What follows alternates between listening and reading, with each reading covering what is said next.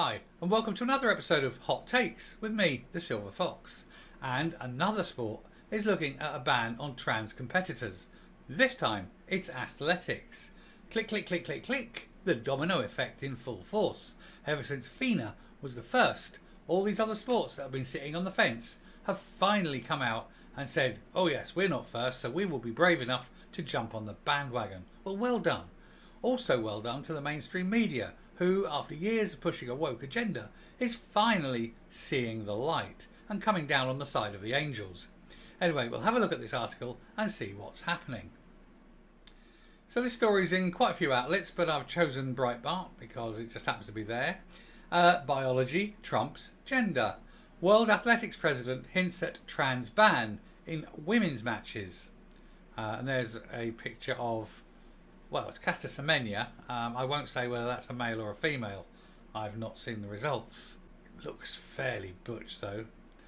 The president of World Athletics has suggested that biologically male transgender athletes could be prohibited from competing in females' international competitions, declaring that biology trumps gender. This is something this channel, as well as many other people, have been saying for a long time. Sharon Davis has been pushing this in swimming, and finally swimming have capitulated to common sense. There's a lot of other sports looking at it. Cycling may be tightening up.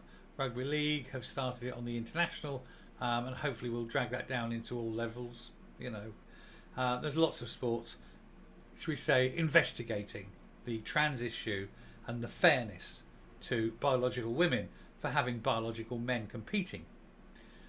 But another one is looking like it's going that way, thankfully.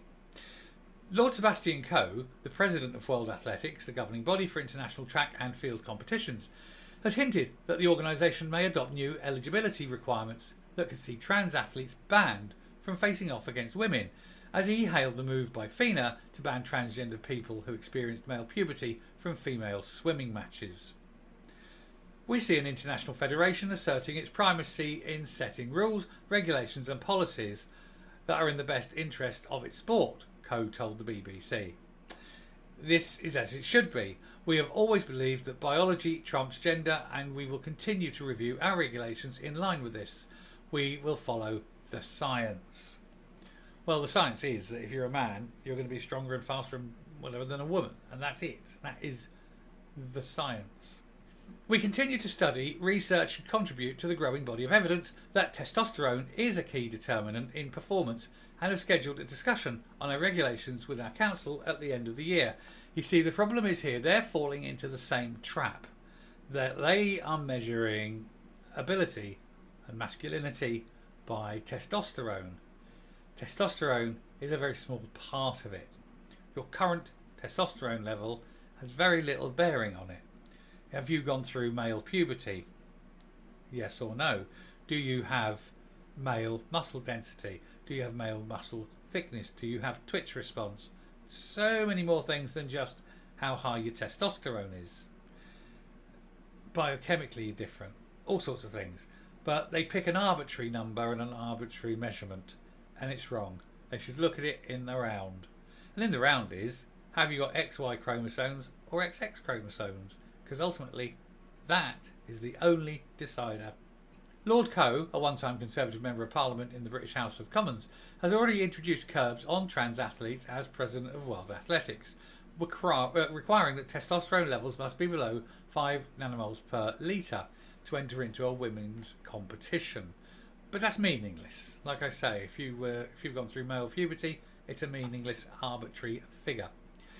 In 2021, the International Olympic Committee said that each sport should make its own determinations on whether transgender athletes would have a disproportionate advantage in light of individual aspects of the sport, sparking a recent wave of restrictions on trans athletes.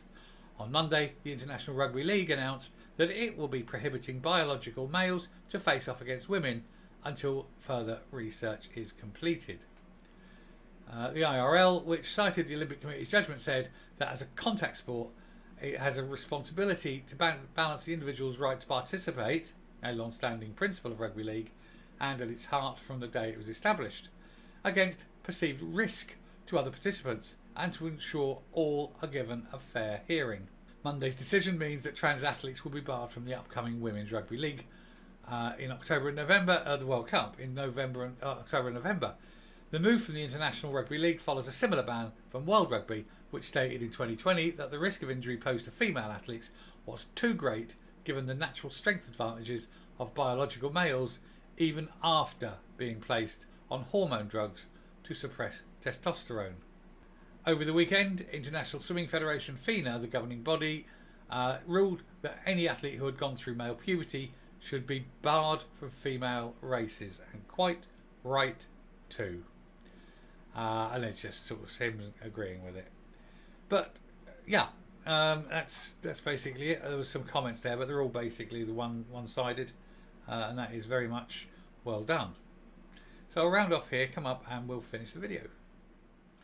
Now, of course, it is just common sense that men and women should not compete against each other, especially in athletics. One only has to look at the track times for the 100, 200, 400, for example, and men are significantly quicker.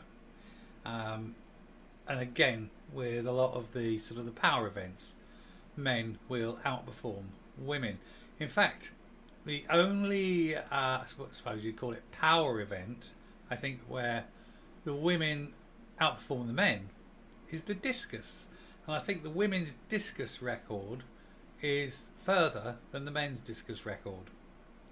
But the women's discus is significantly lighter than the men's discus. So that's why there's a difference.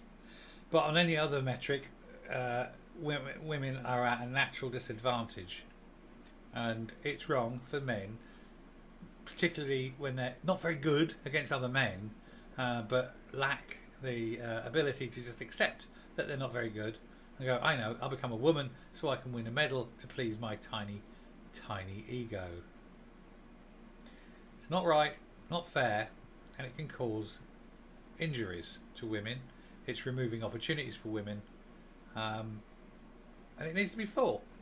And finally, sense is being shown, and all these sports are coming round to the idea that, you know what, we can't allow this. Well done then. Anyway, I shall round off there. If you like what you're seeing here on the video, please hit the subscribe button if you haven't already. Ring the bell for notifications of future output.